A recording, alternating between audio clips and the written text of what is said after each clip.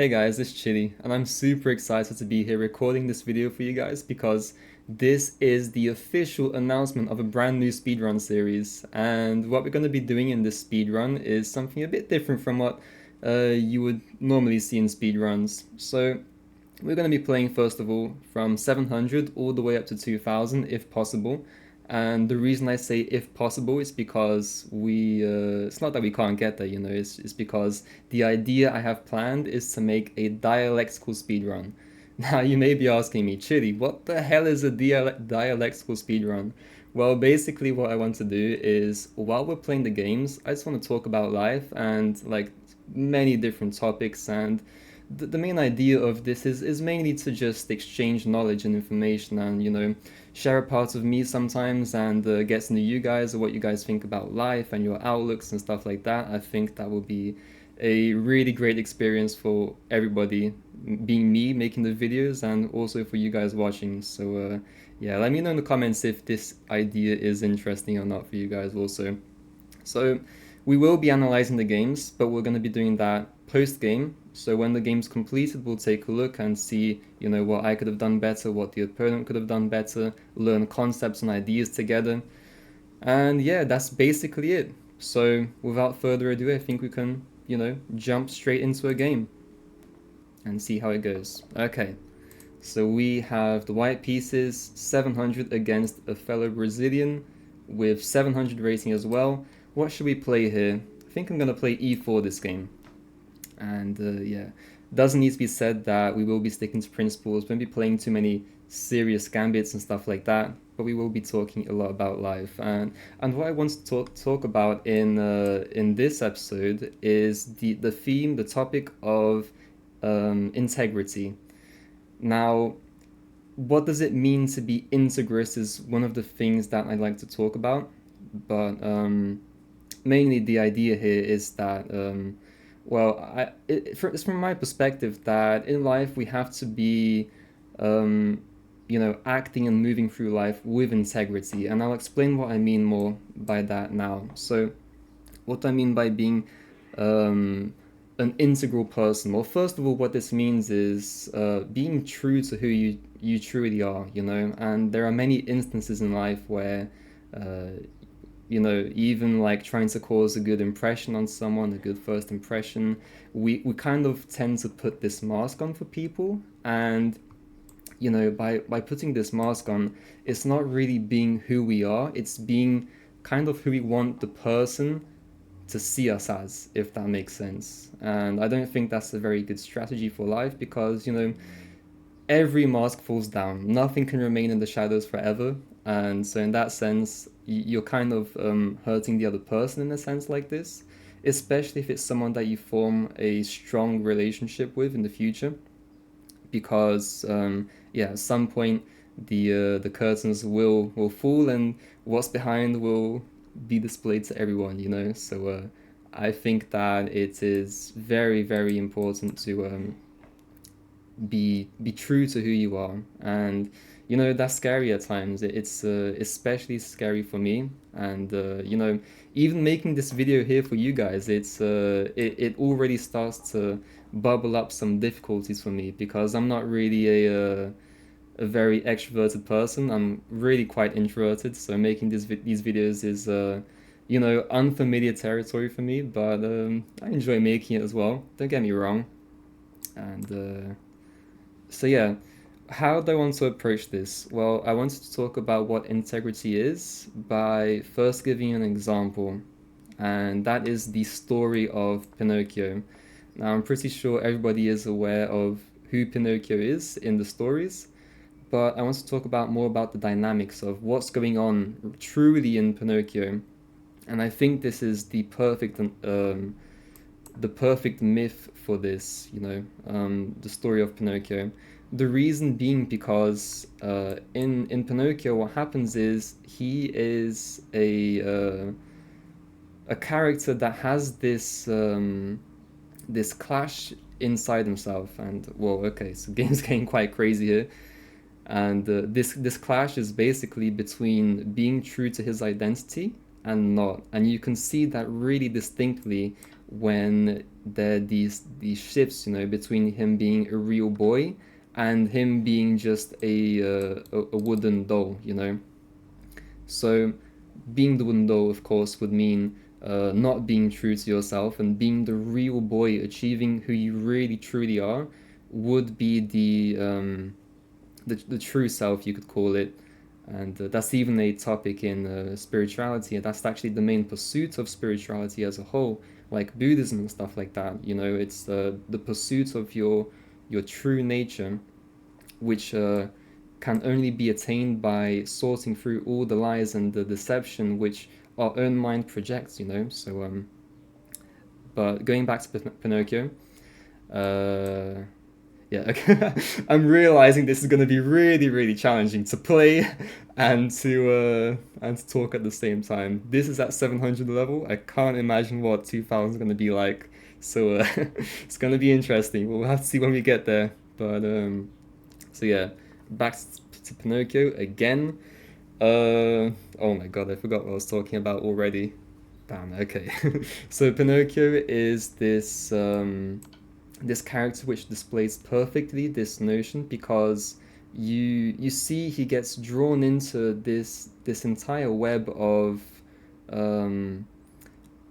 of not lies, you can call it, but kind of trying to take the easy way out in life, you know, and falling for for many traps in life.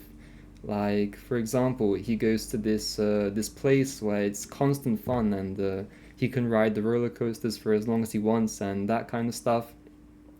And he's not really assuming who he truly has to be, which is a real boy.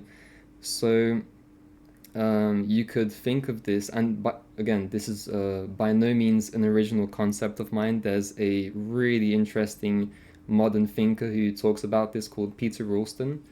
He's very unknown, but he's definitely worth checking out. He has some amazing ideas on spirituality and that kind of stuff. So highly recommend. And the way he talks about this is there's always going to be this kind of what would you call it? Not a deception, but a distraction, if you will, kind of like a something you desire. There's something you desire which you can only attain by letting go of who you truly are. And so in this sense, like let's say there's something you really want, whatever it may be. Peter Ralston used the example of just like a basic lollipop. You know, you want the lollipop, and to get this lollipop, I mean, oh my god, I forgot how he puts this, but I hope this is making sense to you guys. I really hope I'm just not rambling constantly for no reason, but yeah, we'll see how this goes. So you want something, right? And sometimes the only way to achieve this is by not being true to who you are. So, you know, like I said, the example of us trying to put a good first impression on for people, that's something that happens a lot. And that's something that I have also dealt with a lot in my life, and trying to not do that is really challenging at times, especially because of this the lollipop idea, where it's actually something where you just feel pleasure. It's good, you achieve it. It's not that you don't get the lollipop, you do get it, and the problem lies within you getting the lollipop, because you know when you get it, like you manage to put on a good first impression and people love you now. It's really hurtful to who you truly are, because when you do this, it's kind of like a message to your brain saying this is good, this is what people want to see from me. And by doing that, you kind of deny again who you are. So it's a very dangerous and it's a very dangerous reinforcing loop, which many people can get stuck in life. So it's one of the reasons I want to talk about this first. So that's basically the idea of being of acting with integrity in life. And it's not just, you know, like I said, now in life, it's not just being true to who you are, but being true to life, you could say.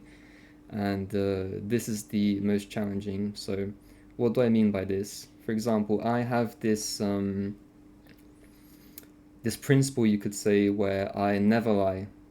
I will never ever lie, no matter what the cost. And sometimes the costs come very high, you know, sometimes you have to tell the truth where you don't want to, and you know you're going to get hurt, but you have to do it. And this is something that I've learned to live by, because it's better to just get it out the way and tell the truth about something than to have to remember and create this very complicated like web of lies that you have to remember and hold on to at all costs. And it's really, really energy consuming. So, you know, this is something that you should clearly avoid in life. Again, not so clearly, because there is the reward that you get from it, right? And so yeah, that's how I try and take my life. And again, it's okay to, you know, slip up sometimes and not manage to act the way you'd want to act. And I think that's completely okay, as long as you have like the right goal in mind. It's never going to be the case where we just start something and we're perfect at it. Even in chess, you know, for me to reach 2000 elo in chess, it took me a really long time. I had to work with a chess coach. I had to put the time and effort in. I had to study chess books and do all of that stuff. So nothing is given in life. So the other aspect of this to being an integral person, you could say, is not trying to take shortcuts. And a really a good myth that displays this. So there's Pinocchio, and the other myth that I'd like to talk about is Odysseus, I think it's called in English. I forget the name because, you know, I live in Brazil and I rarely speak English anymore, so that's the reason why. But Odysseus is a great fable, and it displays this perfectly. So let me just wrap up this idea and we can take a look at the game. So where do I analyze the game actually? Let me just put that on. Hopefully this works. Yeah, okay. Good, we got the eval out. Okay, so Odysseus is great because the whole idea and concept is he's a mischievous person, not in the sense where he gets up to, like, you know, doesn't, it's not that he gets up to no good, it's because the way he tries to do stuff in his life is a vicious cycle of trying to take shortcuts in life, getting punished by it, and then actually trying to find a way out of that. And it's this massive web. So that is I guess that kind of concludes my thought here. So let me know what you guys think. If you guys have any core principles which relate to this, or something that you found interesting, or something you'd like to further ask me about this topic. And I'm not here like preaching anything. I'm just you know, talking about my worldview, and so you guys can get to know me a bit better, and maybe I'd like to get to know you guys a bit better as well. So if you guys are willing to do that, maybe drop a comment, and yeah, we can discuss it. So here we start off with a very straightforward opening, and my boy here plays a5 and h5. The disrespect on this guy. The disrespect. The double pawn flank. Okay, so knight f3. We're just going to play principled here with knight f3, knight c6, which is a move that blocks this c-pawn, which in so many different openings you see this not being blocked. So even in e4 openings, this is not really a taboo move to play, but it is a move that takes away the idea of c6, which is very common in, let's say, Caro-Kann structures. So c6, d5, this kind of stuff is no longer possible, which gives us just a very comfortable center. Because if you think about it, the only real way to actually get this d pawn out of the way or out of the position is to play either e5 or c5, right? e5 isn't possible and won't be possible for a very long time, so this doesn't seem likely. And the second way is now also not possible, this c5 push. So he has given me a very, very strong d pawn, and even though it's good here, I can push it up and attack this knight, because the knight just has no squares to go to. You probably have to go either back or to, you know, b4. But knight b4, a3, knight a6, and I get a really comfortable position here. Can even expand with a move like c4, knight to c3, bishop to d3 and castles, and then that's it. I mean, complete development, complete domination of the position, and you know, that's all she wrote. Again, this idea of pushing c4 before playing knight c3 to have this reinforced center. So this is something that works both ways. f5, we take the free piece, right? And they really should have taken here. And they're not going to win a piece of ours because we can simply move this knight away. Of course, taking with check is ideal first, an intermediate move. But yeah, let's just say we play this anyway and play like, you know, knight e5 even is a great move here. And by playing this, you know, amazing knight, we have ideas of maybe bishop to c4 with a quick checkmate if they don't play carefully. We have the idea of attacking this weak pawn, so maybe now knight c3 immediately. And yeah, it just looks like a really good position here, especially after takes, you know, because after takes, let's say queen takes, we can go here hitting the queen. If he trades the queens off, we're gonna have this idea to play knight c3, and there's no defense of this pawn. You can play knight c6, bishop f5, but sooner or later this pawn will be unbearably weak. So yeah, terrible pawn structure, but it was still the best idea. I played just a very quick bishop d3 here, and he chooses not to take. d3 wasn't the best move, of course. Taking was best. And yeah, okay, since you're not going to take it, now we take it, and this is perfectly sound. So c5, liberating his bishop, which is a good move. But maybe more important would be to start getting these pieces out, because if you don't do this quickly, you're going to have some major problems along this king side, and it's not clear where you want to castle, right? Because you played both a5 and h5, which is not ideal. So from here on out, it's a pretty straightforward game. I just developed basically here, and okay, so he plays knight to g4. Again, the piece is moving without much purpose. There's not really anything he can capture here, so there's no threats. So we can just kick this knight out. And if you go to e5, that's a piece. He hangs the piece. We take it.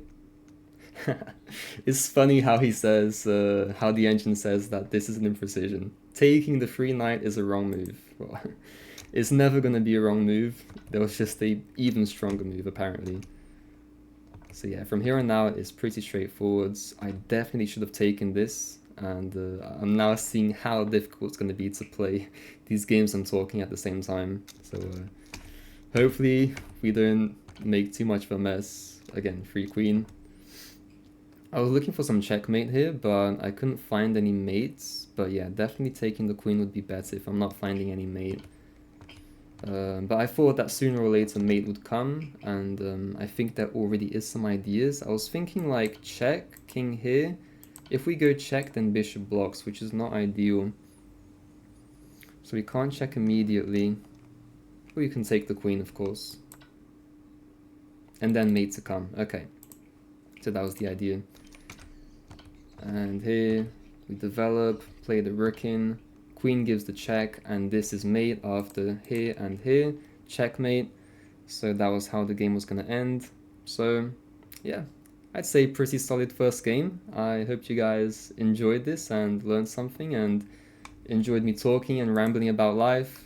Hopefully it wasn't too boring, and I'll see you guys next time. So see you. Bye.